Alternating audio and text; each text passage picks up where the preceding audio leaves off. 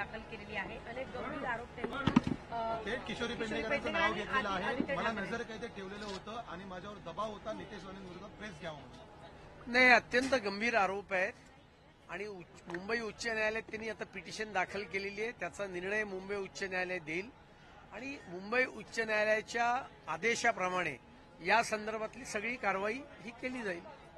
साहेब, पण दुसरीकडे नितेश राणेंचे हेच आरोप याच्यावरती प्रश्न उपस्थित केलाय ते म्हणजे सत्ताधारी आमदार संजय गायकवाड यांनी. ते म्हणतात जर आरोपी म्हणजे पुरावे जर होते तर ते का दिले नाही, ते का नाही दिले, या संदर्भात ते बोलतात.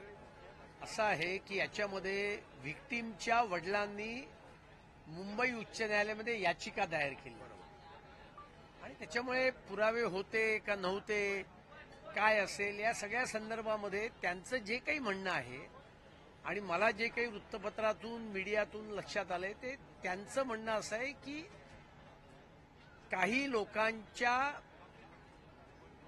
सहभागाच्या दृष्टिकोनातून तपास हा झाला पाहिजे असं त्यांनी म्हटलेलं आहे आणि त्याच्यामुळे आता या संदर्भातला जो काही निर्णय असेल तो उच्च न्यायालय घेईल आणि उच्च न्यायालयाच्या आदेशानुसार सरकार काम करेल. सीआयडीने या संबंधित दोनदा या प्रकरणाचा तपास केलाय. त्यामध्ये कुठल्याही आक्षेपार्ह किंवा राजकीय नेत्यांचा सहभाग यात निश्चित नसल्याचं सांगत त्या ठिकाणी क्लोजर रिपोर्ट देखील दाखल केलेला आहे. हे बघा, अनेक क्लोजर रिपोर्ट 2 वर्षाने 3 वर्षाने हे त्या ठिकाणी ओपन झालेले आहेत. आपण जर का गेल्या 60-70 वर्षाचा इतिहास पाहिलात आणि त्याच्यामुळे शेवटी दिशा सॅलियन एक पीडित तरुणी होती. तिच्या वडिलांनी मुंबई उच्च न्यायालयामध्ये त्या ठिकाणी याचिका दाखल केलेली आहे. त्याच्यावर मुंबई उच्च न्यायालय योग्य तो निर्णय देईल. पण मंत्री नितेश राणे हे बघा, कोण काय म्हणतं आणि कोण काय म्हणत नाही याच्या हा माझ्या दृष्टीने काही मुद्दा नाहीये. मुद्दा एवढाच आहे की व्हिक्टीमचे वडील उच्च न्यायालयात गेलेले आहेत. उच्च न्यायालयात त्यांनी काही बाबी मांडलेल्या आहेत. कायद्यानुसार कॉन्स्टिट्युशनल कोर्ट समोर तुम्हाला अशा बाबी मांडण्याचा पूर्ण अधिकार असतो, तो त्यांनी मांडलेला आहे. त्याच्यावर मुंबई उच्च न्यायालय जे काय असेल ती चौकशी करेल आणि आदेश देतील. त्या आदेशाचं पालन सरकार करणार आहे. भाजपवरती संजय राऊत आरोप करत आहेत की कुठेतरी सरकारमार्फत आता हा दबाव टाकला जात आहे. हे सगळं प्रकरण विधलेलं असताना पुन्हा पेटवलं जात आहे कारण राजकीय वापर भाजपला करायचा.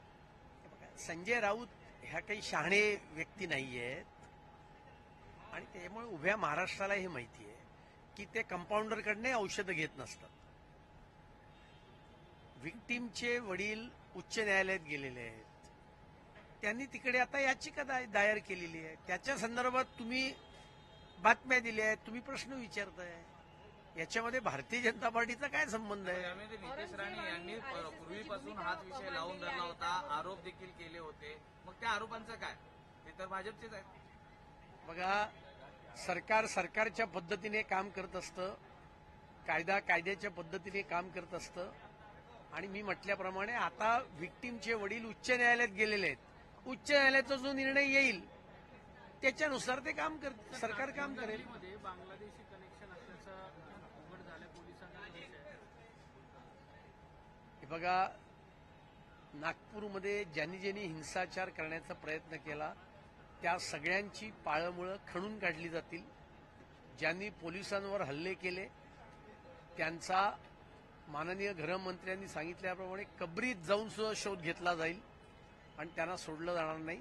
त्यांना कायद्यानुसार कठोरातली कठोर शिक्षा ही केली जाईल. याच प्रकरणावरून सोबतच आरएसएसची जी भूमिका काल मांडलेली होती त्या सगळ्यावरून लक्ष विचलित करण्यासाठी आता हे सगळे मुद्दे पुन्हा एकदा पुढे आणले जात आहेत अशी टीका होती. मुंबई उच्च न्यायालयामध्ये याचिका त्यांनी काल दायर केलेली आहे. ती याचिका आपण पाहिलीच असणार. 200-250 पानांची ती याचिका आहे. ती काही एका मिनिटात तयार होते का? त्यांचे वकील आहेत, त्यांनी त्याचे काही पुरावे त्यांच्या म्हणण्यार्थ मांडलेले आहेत आणि त्यामुळे असे आरोप करणे अत्यंत हास्यास्पद आहे.